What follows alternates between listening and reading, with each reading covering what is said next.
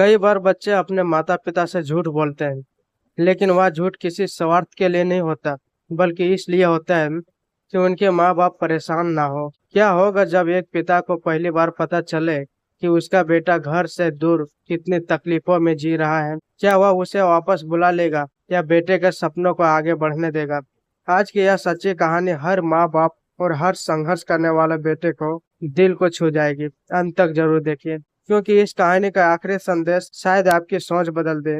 पिछले भाग में आपने देखा कि कैसे किशोर ने वर्मा चाचा की पूरी जिम्मेदारी निभाई। रात में उन्हें हावड़ा स्टेशन से अपने कमरे तक लाया और अगली सुबह बाबूघाट से गिरिडीह जाने वाली बस में सुरक्षित बैठाकर विदा किया। उसे नहीं पता था कि वही मुलाकात कुछ दिनों बाद उसके परीक्षा की सोच बदलने वाली। 2 जनवरी वर्मा चाचा अपने गांव लौट गए। उन्होंने सिर्फ कोलकाता नहीं देखा था, उन्होंने एक छोटे से लड़के का संघर्ष अपनी आंखों से देखा था। उन्होंने देखा था दिन भर की मेहनत, धूल और सीमेंट से भरे कपड़े, छोटा सा कमरा, कम सुविधाएं में गुजरता जीवन और चेहरे पर हमेशा रहने वाली मुस्कान।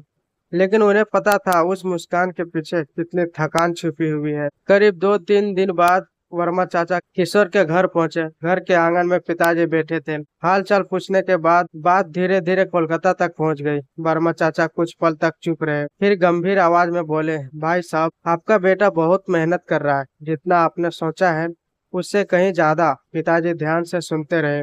वर्मा चाचा फिर आगे बोले, दिन भर ईंट, बालू और सीमेंट उठाता है, सुबह से शाम तक काम करता है, रहने की जगह भी बहुत छोटी है, फिर भी उसने एक बार भी शिकायत नहीं की। उन्होंने यह भी बताया कि मैंने उसे देखा है, वह खुद से पहले दूसरों का ख्याल रखता है, चेहरे पर मुस्कान रखता है, लेकिन उसकी जिंदगी आसान नहीं है। ये बात सुनकर पिताजी कुछ देर तक बिल्कुल शांत रहे। उनके चेहरे पर गर्व भी था और चिंता भी। उन्हें पहली बार एहसास हुआ कि उनका बेटा सिर्फ पैसे नहीं कमा रहा है, अपनी छोटी सी उम्र में बड़ी जिम्मेदारियां निभा रहा है। उसी समय माँ भी पास आकर बैठ गई। उन्होंने जैसे ही वर्मा चाचा की बातें सुनी, उनकी आंखें भर आई। माँ ने धीमी आवाज में कहा, वो तो हर बार यही कहता था कि मैं ठीक हूँ, कभी नहीं बताया कि इतनी मेहनत करता है। सच तो यह था कि किशोर जानबूझकर अपनी तकलीफें छिपाता था। वह नहीं चाहता था कि घर वाले उसकी चिंता करें। जब ये घर फोन करता, बस इतना कहता, मैं ठीक हूँ, आप लोग अपना ध्यान रखिए। उसके सब छोटे होते थे, लेकिन उनके पीछे एक बड़ा त्याग छिपा होता था। उस रात पिताजी बहुत देर तक सो नहीं पाए।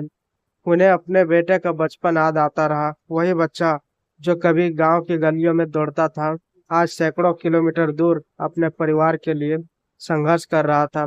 लेकिन एक बात और भी थी, पिताजी को अपने बेटे पर गर्व भी था। उन्होंने मन ही मन सोचा, मेरा बेटा मुश्किलों से भाग नहीं रहा, उनका सामना करना सीख रहा है। उधर कोलकाता में किशोर को इस बात का बिल्कुल अंदाजा नहीं था कि उसके संघर्ष की कहानी जब उसके घर तक पहुंच चुकी है। वह हमेशा की तरह अगले दिन फिर काम पर निकल गया। उसे यही लगता रहा, मेरी मेहनत ही एक दिन मेरे परिवार की तकलीफें कम करेगी। लेकिन किस्मत अभी उसके लिए एक और बड़ा इम्तिहान लेकर खड़ी थी। दोस्तों, कई बार हमारे माता पिता हमारे तकलीफें नहीं देख पाते क्योंकि हम उन्हें परेशान नहीं करना चाहते। लेकिन सच्चा संघर्ष कभी बेकार नहीं जाता। मेहनत, त्याग और जिम्मेदारी एक दिन जरूर सम्मान दिलाते हैं। अपने सपनों के लिए मेहनत कीजिए, लेकिन अपने परिवार के प्यार और दुआओं की कीमत कभी मत भूलिए। अब क्या एक पिता अपने बेटे को वापस बुलाएगा, या किशोर अपने सपनों के लिए कोलकाता में डटा रहेगा? क्या आने वाला समय उसके संघर्ष को और भी कठिन बना देगा, या उसकी मेहनत नई राह खोलेगी? इन सभी सवालों के जवाब मिलेगा किशोर एक नन्हा चमत्कार के अगले भाग में। यह मेरी जिंदगी का वह अध्याय है जिसने मुझे सिखाया कि सबसे बड़ी ताकत इंसान की हिम्मत और उसके माता पिता की दुआ होती है। अगर आपको मेरी यह सच्ची जीवन यात्रा प्रेरित कर रही है, तो वीडियो को लाइक करें, कमेंट में लिखें, माँ बाप की दुआ सबसे बड़ी ताकत है।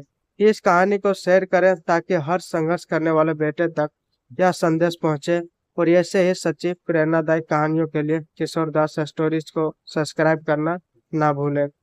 धन्यवाद, मिलते हैं अगले भाग में। जय हिंद।